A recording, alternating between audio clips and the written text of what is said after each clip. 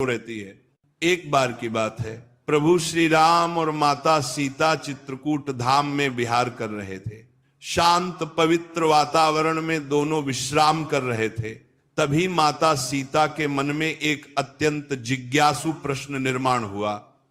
वे विनम्रता से प्रभु श्री राम से पूछ बैठी, नाथ, क्या मैं आपसे एक प्रश्न पूछ सकती हूं? भगवान श्री राम ने मुस्कुराते हुए कहा, देवी, आपके मन में जो भी प्रश्न हो निसंकोच पूछिए। माता सीता ने कहा, प्रभु, मैं जानना चाहती हूं कि जब किसी प्राणी की मृत्यु हो जाती है तो ऐसा क्यों कहा जाता है कि उसकी आत्मा 13 दिनों तक अपने घर और संसार में बनी रहती है? क्या यह सत्य है? यदि हां, तो ऐसा क्यों होता है? वह आत्मा इन दिनों में क्या अनुभव करती है? क्या वह अपने स्नेहीजनों को देख सकती है? भगवान श्री राम गंभीर हो गए। उन्होंने कहा कि जानकी, आपने जो प्रश्न पूछा है वह केवल आपका नहीं है, यह प्रश्न समस्त संसार को मार्गदर्शन देने वाला है। इस विषय को जानना सभी के लिए आवश्यक है, क्योंकि जीवन और मृत्यु के रहस्य से अनभिज्ञ रहना अज्ञान के अंधकार में भटकने जैसा है। मैं इस रहस्य को आपको अवश्य समझाऊंगा।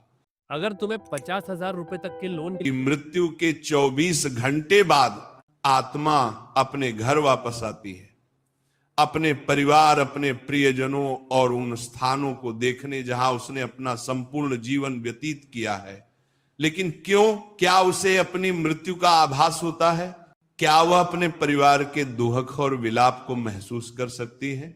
और मृत्यु के बाद आत्मा को अपने कर्मों के फल कैसे प्राप्त होते हैं? ये रहस्य स्वयं मृत्यु के देवता यमराज ने एक बार देवर्षि नारद को बताया था। यमलोक के अधिपति यमराज ने बताया कि आत्मा का यह सफर केवल शारीरिक मृत्यु का अंत नहीं, बल्कि एक नए प्रारंभ की ओर बढ़ने की प्रक्रिया होती है। आज के इस प्रवचन में हम आपको वही कथा सुनाने जा रहे हैं जो स्वयं यमराज ने नारद जी को सुनाई थी। ये कहानी आपको मृत्यु के बाद आत्मा के अनुभवों और उसके वास्तविक सत्य को समझने में मदद करेगी। एक बार मृत्यु के देवता यमराज यमपुरी में अपने सिंहासन पर विराजमान थे। चारों ओर दिव्य प्रकाश फैला हुआ था। यमलोक के दूत अपने कार्यों में व्यस्त थे। तभी वहां देवर्षि नारद का आगमन हुआ। उनके हाथ में दिव्य वीणा थी और मुखमंडल पर तेज झलक रहा था। उन्होंने यमराज को प्रणाम किया। यमराज ने मुस्कुराते हुए उनका स्वागत किया और बोले, देवर्षि, आज आपके आगमन का क्या कारण है? मुझे प्रसन्नता है कि आप यमलोक पधारे। कहिए, कैसे आना हुआ? नारद मुनि ने विनम्रता से उत्तर दिया, धन्यवाद प्रभु। मैं पृथ्वीलोक का भ्रमण कर रहा था और वहां मैंने एक विचित्र दृश्य देखा जिसने मेरे मन में कई प्रश्न उत्पन्न कर दिए। यमराज जिज्ञासु दृष्टि से नारद जी को देखने लगे और बोले, कौन से प्रश्न देवर्षि? कृपया बताएं, मैं आपकी जिज्ञासा अवश्य शांत करूंगा। नारद जी बोले, हे धर्मराज, जब मैं पृथ्वी लोक पर था तो मैंने देखा कि एक वृद्ध पुरुष की मृत्यु हो गई। उसके परिवार और रिश्तेदार शोक में डूबे हुए थे। वे विलाप कर रहे थे और कुछ तो विभिन्न उपाय कर रहे थे ताकि उनकी आत्मा पुनः लौट आए। इस दृश्य को देखकर मेरे मन में गहरे प्रश्न उठे। यमराज ने नारद जी की बातों को ध्यान से सुना। नारद जी आगे बोले, मृत्यु एक अटल सत्य है, लेकिन इसके बाद क्या होता है ये रहस्य बना हुआ है। मेरे मन में 2 मुख्य प्रश्न उत्पन्न हुए हैं। पहला यह कि क्या वास्तव में मृत्यु के 24 घंटे बाद आत्मा अपने घर लौटती है? दूसरा यह कि मृत्यु के बाद आत्मा का जो 13 दिनों का सफर बताया जाता है, क्या वह सच में होता है या ये केवल सुनी सुनाई बातें हैं? नारद जी की जिज्ञासा अत्यंत महत्वपूर्ण थी। यमराज कुछ क्षण मौन रहे और फिर उन्होंने गहरी सांस लेते हुए कहा, देवर्षि, ये एक गंभीर प्रश्न है और इसका उत्तर प्रत्येक मनुष्य को अवश्य जानना चाहिए। मैं तुम्हें इस रहस्य की पूरी कथा सुनाता हूं, जिसे समझने से हर जीव मृत्यु के वास्तविक स्वरूप को जान सकेगा। यमराज कहानी शुरू करते हैं। बहुत समय पहले की बात है। एक गांव का एक युवा जिसका नाम आलोक था, बचपन से ही धार्मिक प्रवृत्ति का था। वह प्रतिदिन तुलसी में जल चढ़ाता, सुबह शाम पूजा पाठ करता और सदा ईश्वर का स्मरण करता। उसके परिवार में उसके पिता, पत्नी और एक छोटा सा बच्चा था। मां का देहांत कई वर्षों पहले हो चुका था और अब उसके पिता भी लंबे समय से बीमार थे। समय बीतता गया और एक दिन उसके पिता ने भी इस संसार को छोड़ दिया। ये घटना आलोक के लिए असहनीय थी। उसने अपने पिता का विधि पूर्वक अंतिम संस्कार किया, लेकिन उसके मन में अनेकों प्रश्न उभरने लगे। मृत्यु के बाद आत्मा का क्या होता है?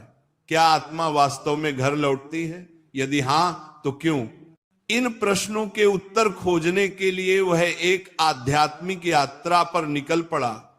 कई गांवों और जंगलों से होते हुए अंततः वह एक आश्रम पहुंचा, जहां एक तेजस्वी संत ध्यानमग्न थे।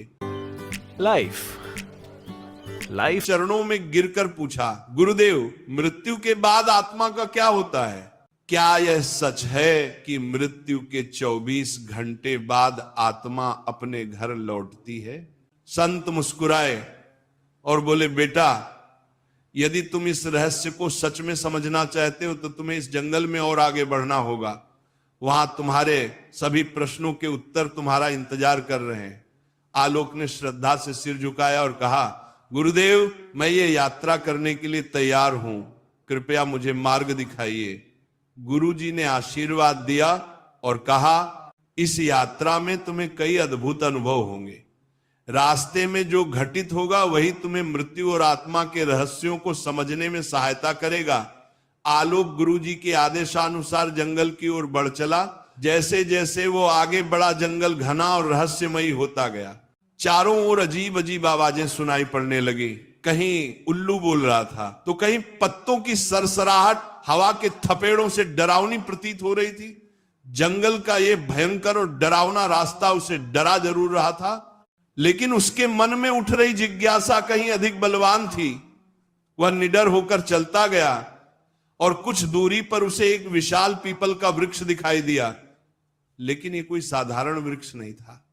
उसकी शाखाएं सांपों की तरह लहरा रही थी और उसकी छाल पर मानो किसी का चेहरा उभर आया था।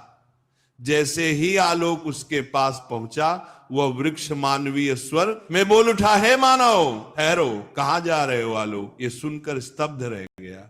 एक वृक्ष बोल रहा था, परंतु वह घबराया नहीं। उसने हाथ जोड़कर पीपल के वृक्ष को प्रणाम किया और आदर पूर्वक बोला, हे महावृक्ष, मैं यहां मृत्यु के रहस्य को जानने आया हूं। मेरे मन में कई प्रश्न है और मैं उनके उत्तर खोजने के लिए यह यात्रा कर रहा हूं। कृपया मेरा मार्गदर्शन करें। पीपल के वृक्ष ने गंभीर स्वर में कहा, तुम्हारी